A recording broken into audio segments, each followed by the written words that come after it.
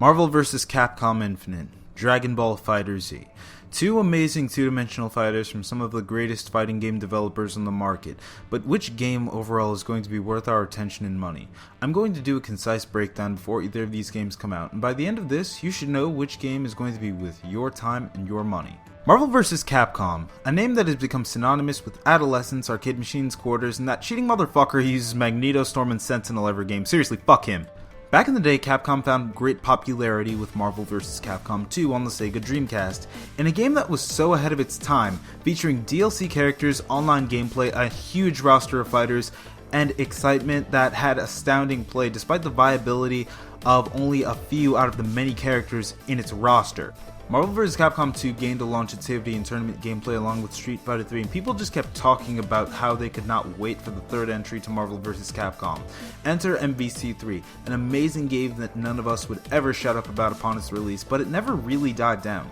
To this day, people still play it, even in the face of overbearing popularity of FPS games and MOBAs. Marvel 3 even found its way onto the PC, with decent sales and a port that gave everyone a need to say about damn time.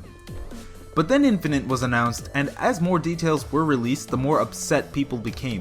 The game jumping onto the realistic style did not help it, as without its cel-shaded comic aesthetic, the game somehow manages to look worse, despite being graphically superior to MVC3.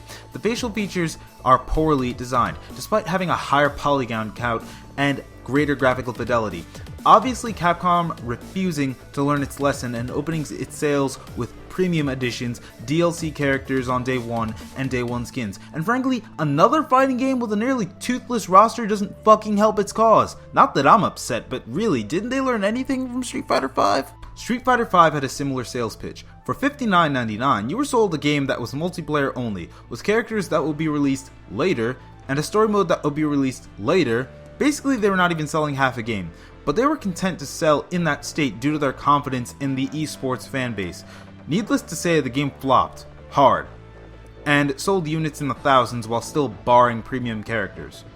Come to think of it, why should I play Street Fighter V over Overwatch? I mean, Capcom would sell me Orisa for $9.99. Blizzard would just give me Orisa for free. Really, it's not really a big choice there. It's a no-brainer. Capcom just underestimated how many people were off playing Overwatch, League, Battlefield, or Battlegrounds, and changing from 3v3 to 2v2 isn't somehow magically going to seize their attention.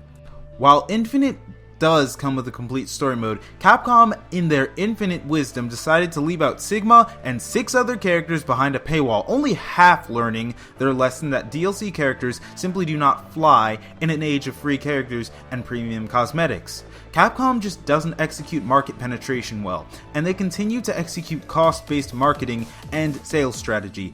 In an age where the most successful games wield a customer value-based marketing and sales strategy. Because of said strategies, Amazon.com is one of the most successful websites on the face of the internet. It also doesn't help that they ignore the fans that stuck with them by watering down the game even further than MVC3 in an attempt to cater to the critical masses to somehow shift their attention to this game without really understanding what is possessing their attention in the first place.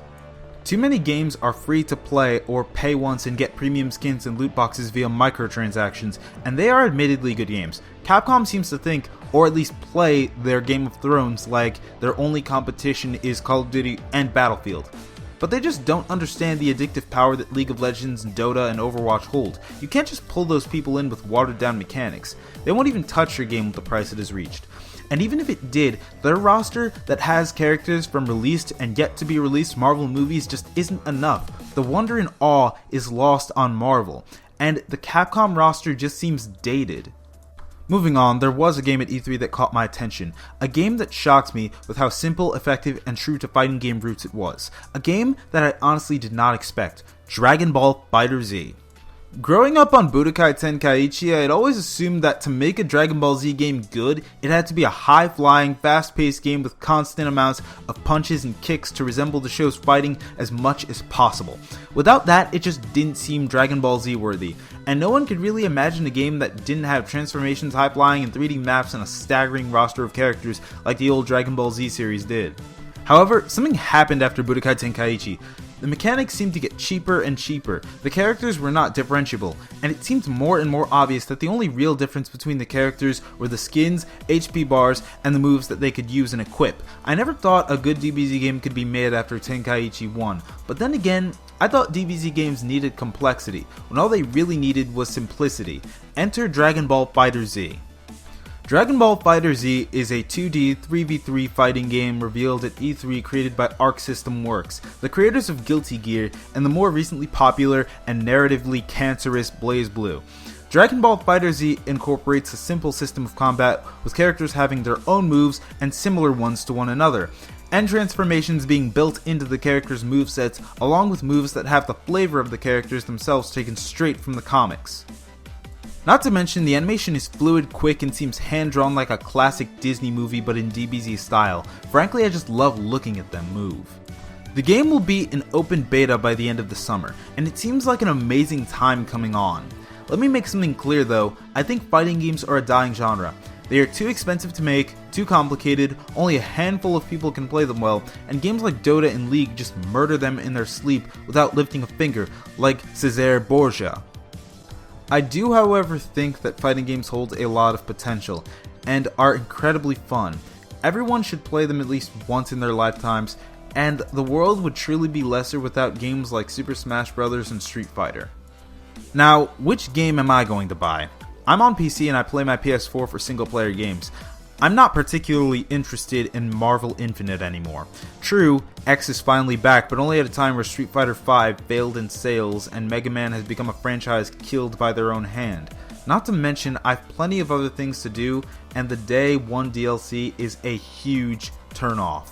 If I end up liking Dragon Ball FighterZ's beta, there may be 2 hours of DB FighterZ per day in my future.